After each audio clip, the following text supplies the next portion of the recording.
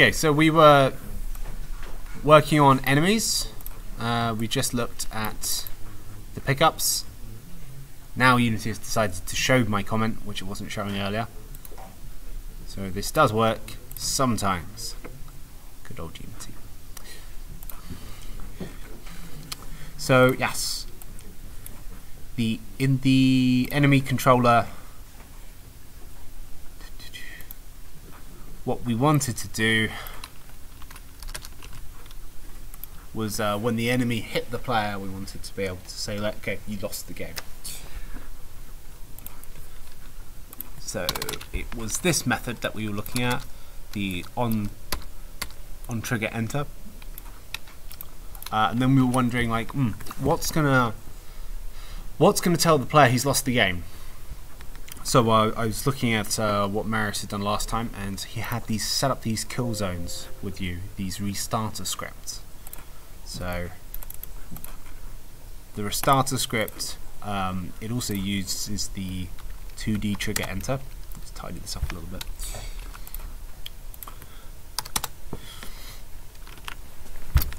And yeah, what that does is it just calls this code here. So we could just copy and paste this code, but that's somewhat of a bad practice to just keep on copying code around, because then if you want to refactor it, there's like 10 or 100 different versions of the code that you have to update.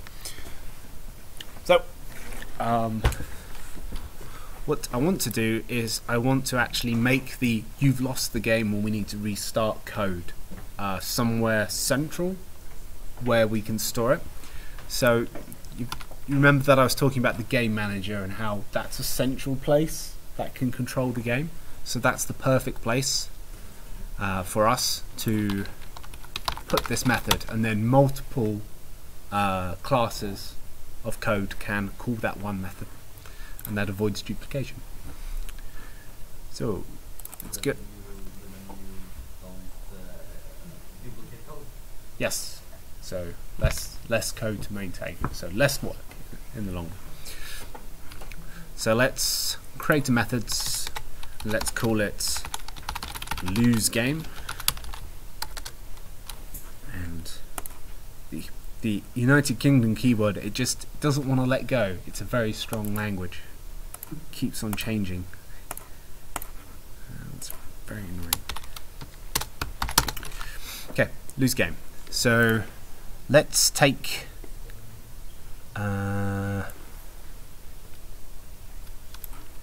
this method here, and we want to call store score, and then we want to call the scene manager. It doesn't know what it is because it doesn't have this using method. So what using does is it basically imports code from another namespace. These are, you can think of these like area codes. So you might have a Kiwi in Jorvik or a Kiwi in Hammer, and if you just kind of go, I'll meet you in Kiwi, and then you're waiting in Hammer, and then someone's waiting in Jorvik, and you're like, dude, you need to be more specific. So that's what a namespace is. Okay. If you want parallel namespaces in object-oriented programming for those of you programmers, you're using standard STD all the time to get out things. This is the exact same thing. Yeah, using STD in a way. Yeah. Cool. Right. So this is what we could do is, look, here we have to call the game manager like this.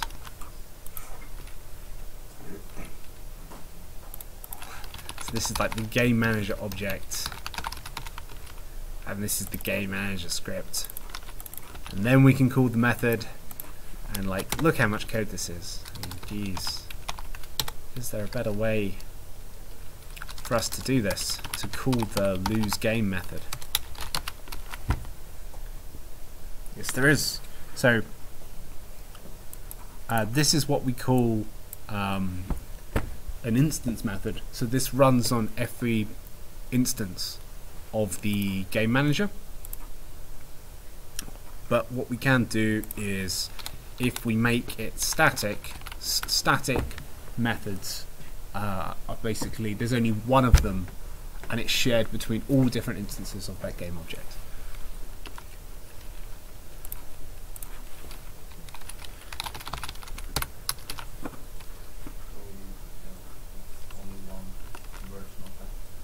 That function, yeah, that function is shared between all instances.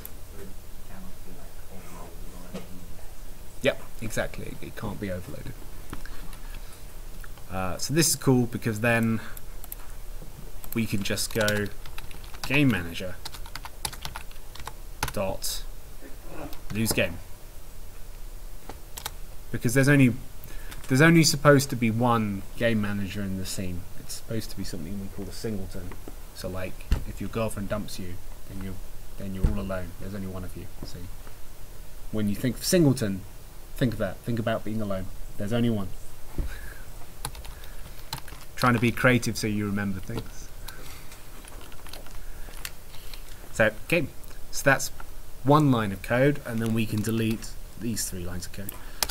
There are criticisms to this, but we'll talk about them later in the future. Cool. So that's the restart method set up. Now go to the enemy controller, and then we can say this is the player. Lose game. Cool. Much better. I think the question is, this character is untagged. Should this be the case? Or should we create a new tag for the NPC? I think we should create a new tag. I think we shouldn't have unnamed things colliding with other unnamed things. It just sounds a bit chaotic. So let's... Yes, it needs to be the prefab. That's exactly right. So when I change this is just an enemy that dragged into the scene. I'll apply the changes.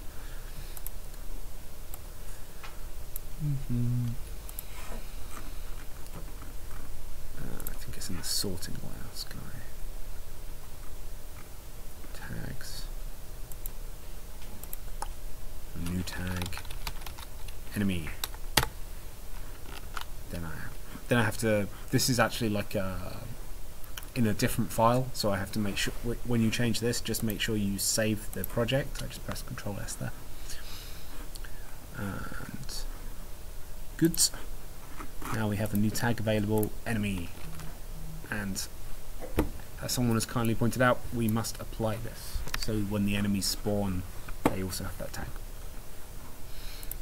Okay, I'm just going to disable this guy, and let's check it out.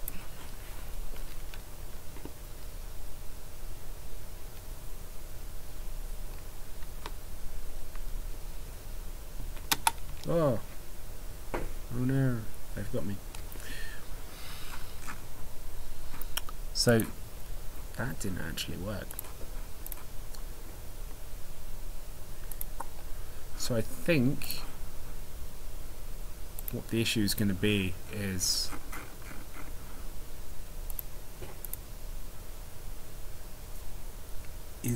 that picking up the collision.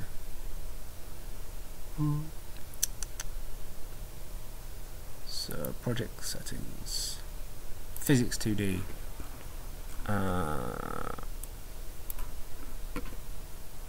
Alright, okay, so this is the layer clip.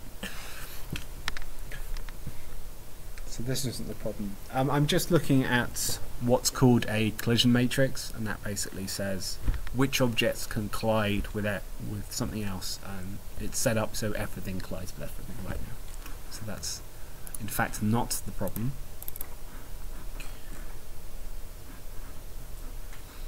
So it's gonna be something else.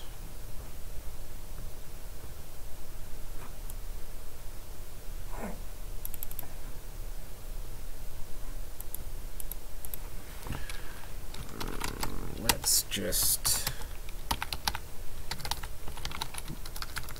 log an error. This is the debug method. This can be useful if you want to just check if something is not supposed to happen. You can write debug log error.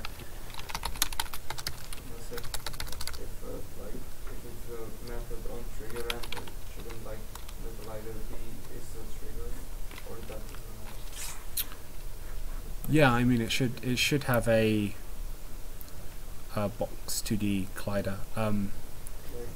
Hmm. Yeah. Okay.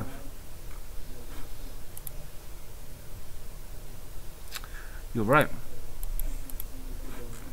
You're right because it's on trigger enter, isn't it?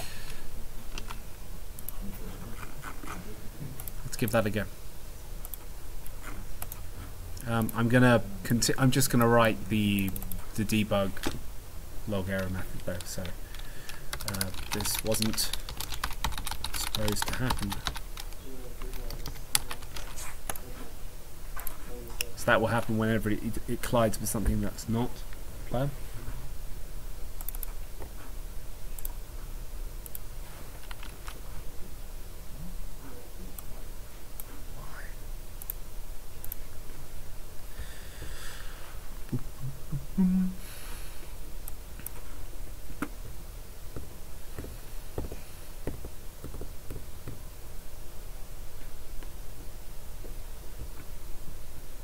This wasn't supposed to happen.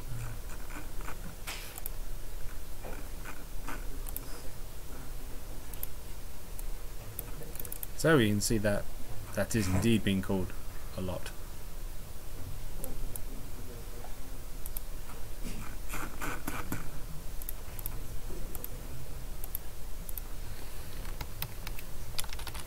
It's probably the ground it's colliding with though, because we saw that everything was colliding with everything.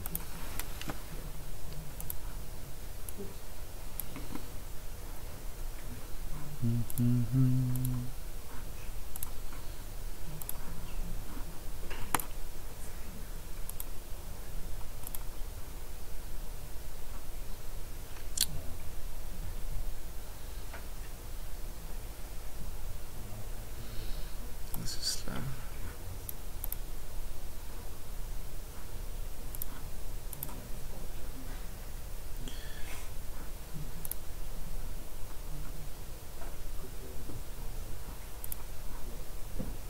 Yeah, so this isn't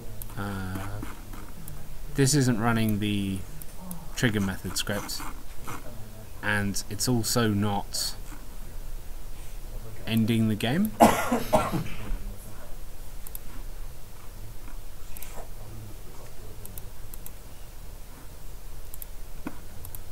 Which is a bit weird.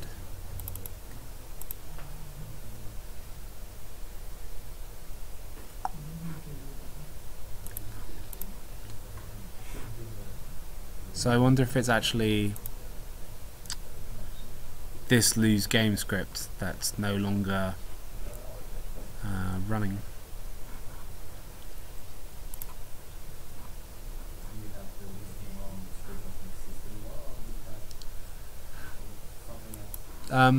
Because there's these kill zones down here. Kill zone bottom. So the player is supposed to fall through this,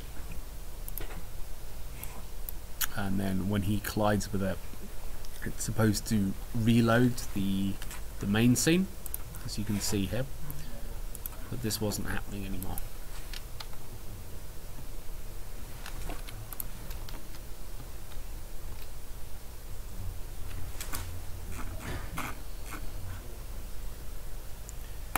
It's just decided not to work.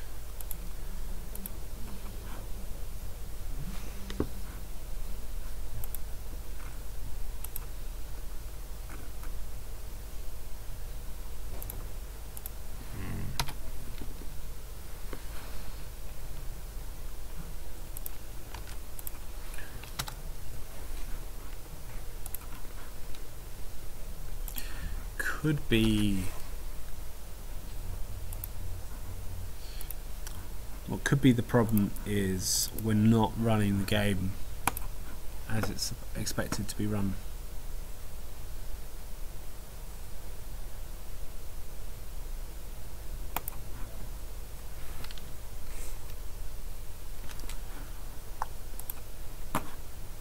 No.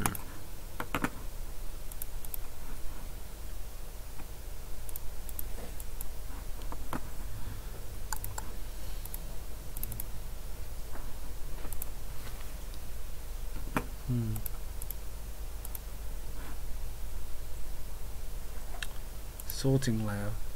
Unknown layer.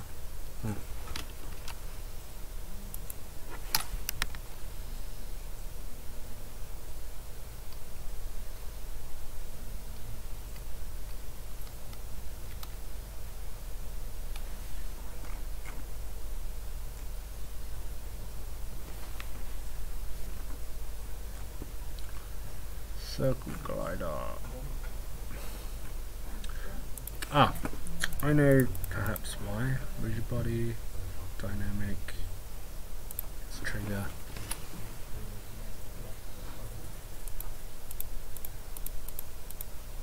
Kill zone is trigger. Trigger.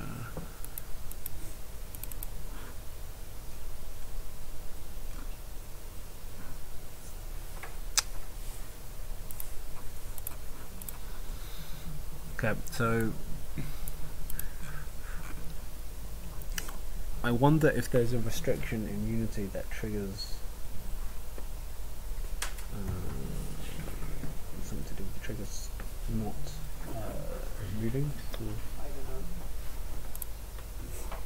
Let's. This was being called. Let's just find out what object is getting it's colliding with. Collided with other object on layer.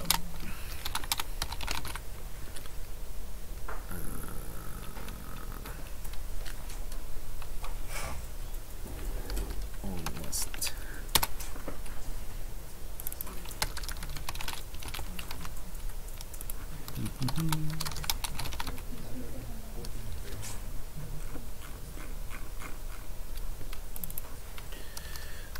Then what we can do is you can actually pass the game object to the debug method, and that will mean that when you double click on this, it will jump to the game object.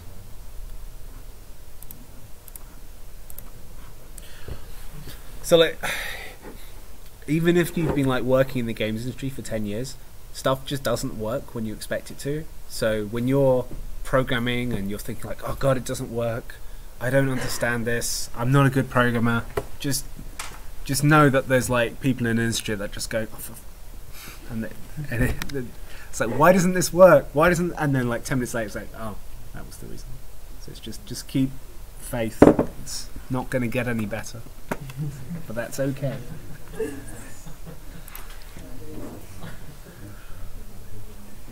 And then you'll feel very stupid when you do the live stream that's being recorded. Okay. Alright, this is bothering me. Whatever this is bothering me.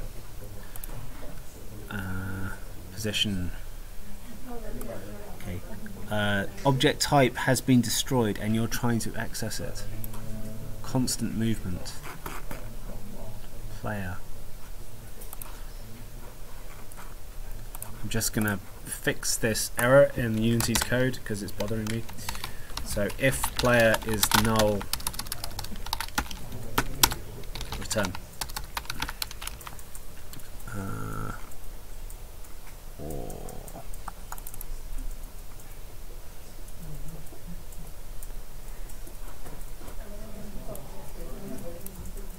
Let's try and make that go away.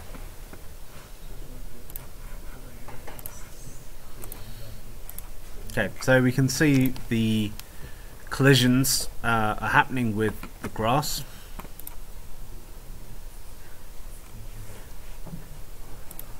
And then character robot body with untagged. Because, oh look, the tag's changed. So that's why it's not working. There we go.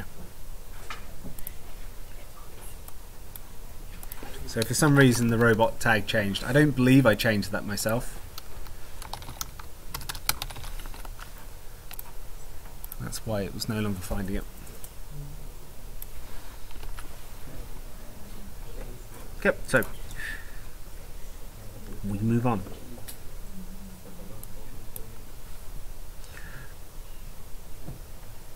So you have a perfect example of what I was saying there of if it's not working, check the tag, even if you set it, because Unity sometimes changes it, because it's testing you. And then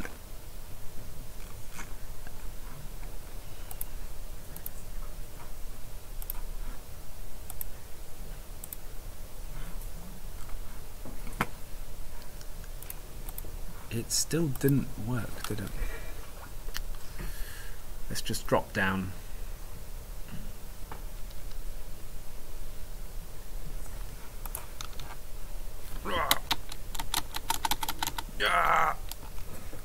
Yeah.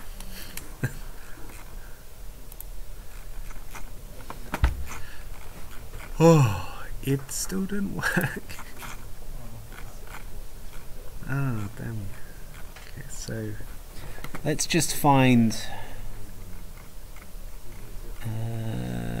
game object destroyer with tag untagged, kill zone,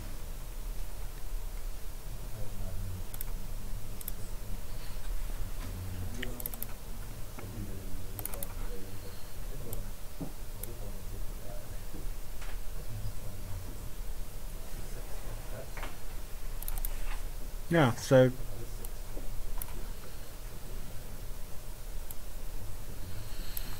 the kill zone is untagged. Character collided with character with enemy tag.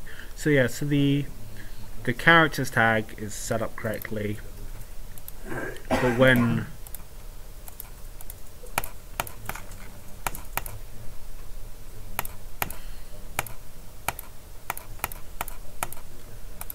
the player is colliding, we're not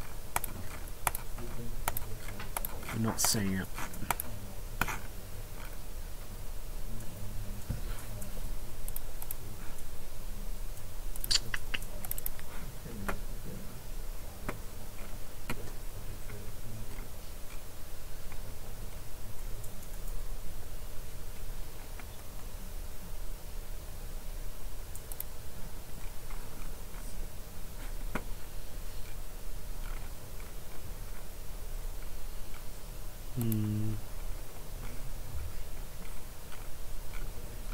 Let's think about this.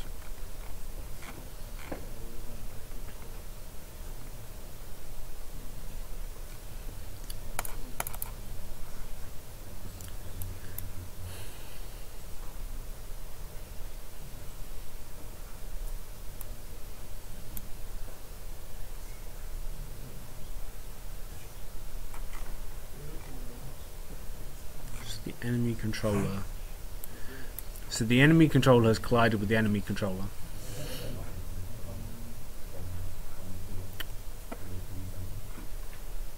And the player controller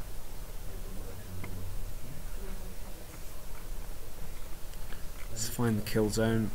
What's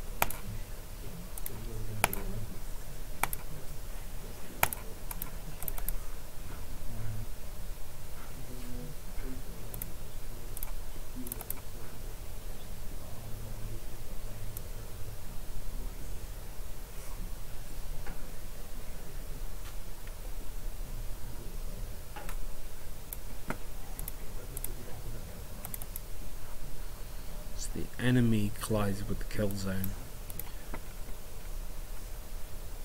But we're not seeing anything about the robot, are we?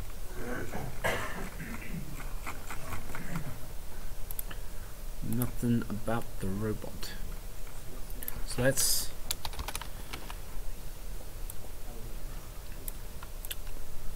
just do a bit of debugging. Collided with the player.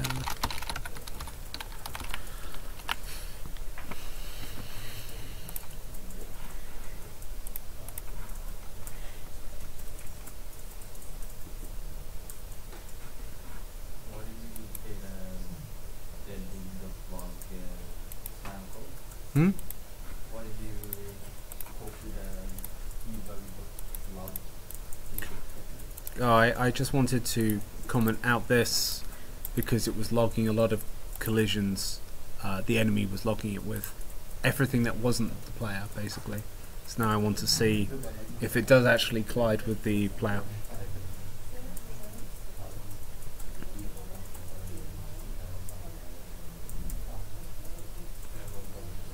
So we are seeing some collisions, but the problem is, yeah, it's this. So we can see that the problem is in here. So we go into here and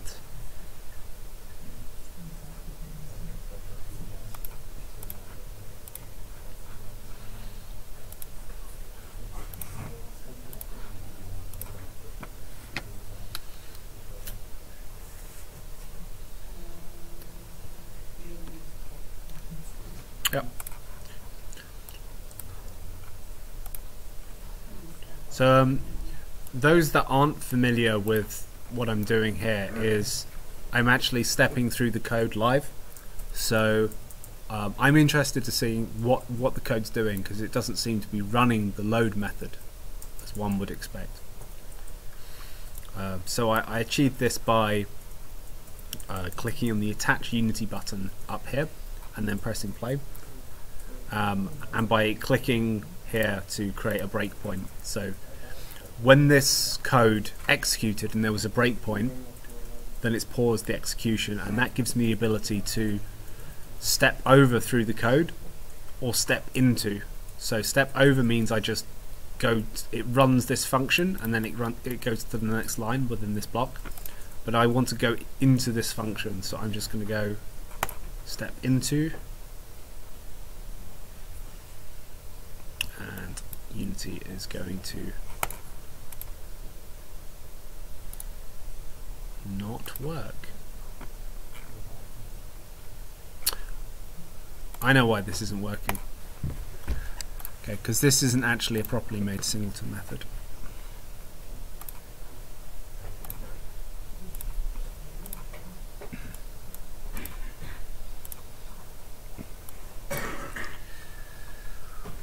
Okay, so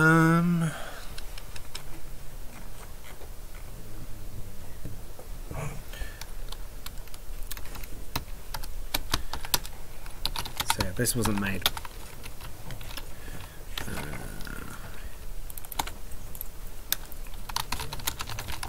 So what I need to do is I need to make this actually a singleton, because it's not a singleton right now. So I'm going to make a private static instance of this object, and I'm going to make this what is called a property. Now a property is kind of like a function, but you only have gets and sets, so you can either set a value or you can get the value. So this is useful if either you don't want to have if you only want to have a get method or a set method, and there's certain access restrictions you want. So if you want it to be public, it can be accessed everywhere. Private, it can't. And also you can write code into the get method. So here, what I want to do is I want to say if this instance method isn't set yet, if it's null, there's nothing there, then I want to find that instance in the scene. So then I'm going to do find object of type game manager.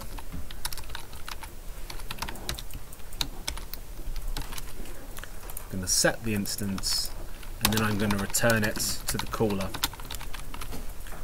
So what this means is, now when this lose game method runs, it's actually going to work. What was happening before was Unity was trying to get this method, it was getting a null reference exception, and then it wasn't telling me it was getting a null reference exception for some reason.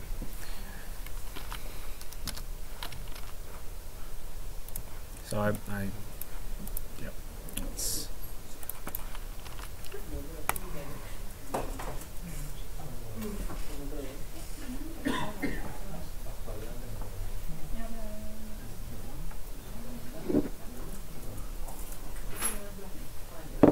And there we go. And then it loads main.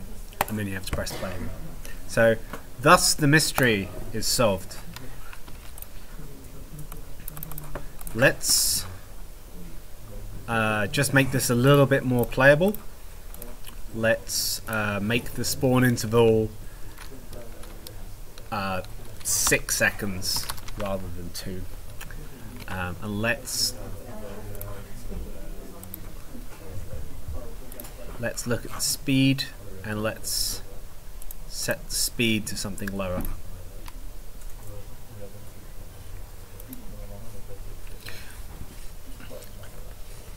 Okay, so one of the fun exercises we're going to have tomorrow is there's not too much to this game. It's just a standard platform, which is what you would expect, like to do in a quick tutorial. Like, you've got pickups, you've got enemies. Enemies are bad, you've got to avoid them, but you want the pickups. So you've got your objective, and you've got the thing that you have to overcome. But how do you make this make any sense at all? Like, why are there blobs? Why is there a robot? Why does the robot want the coins? It doesn't make any sense. It's not kind of like cohesive in any sense. It's not interesting. It's just generic things we pull from the internet. So I've worked at a large studio in the UK on several MMO game projects, RPGs, and how they approach the game worlds. It was all about how do we make this modular engagement? How do we make these areas of the worlds consistent? The first game that I worked on was actually the first multiplayer user dungeon that's called Runescape. And that was made by people like you, people who went to university and thought, I know, I'm going to make this dungeon game on the internet, because no one's done that before, and it was very popular, and he became a very wealthy man. But the concept that he made, it was just like, we're just going to have this castle here, and there's this village called Lumbridge, and then you go over the lake and there's a desert. It doesn't make any sense. For geographical reasons, it doesn't make any sense. Like, you can just go over a river and then it's the desert.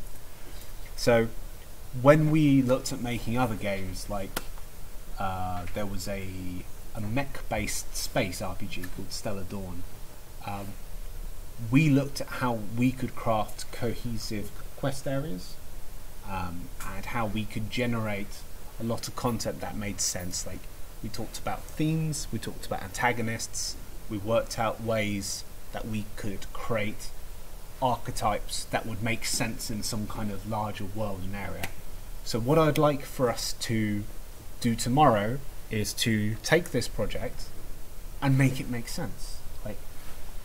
Like these little guys, like, are they red? Should they, like, is it like a game like the old Sonic ones where like the fluffy creatures are being turned into robots? Are you the bad guy? Like, is there a time restriction? Like, is it getting darker? What happens if it gets dark? Do things come out only at night?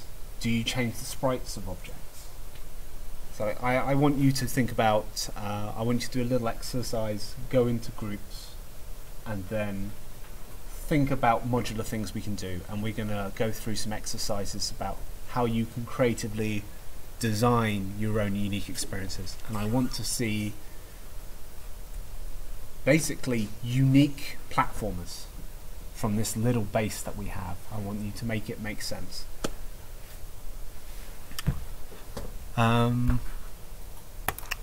Okay. So this is, I think this is when the lecture's supposed to end. Yeah, unless we do 2 more hours, that's sure. Unless we have 2 more hours. I don't want to do 2 more hours. I think yes.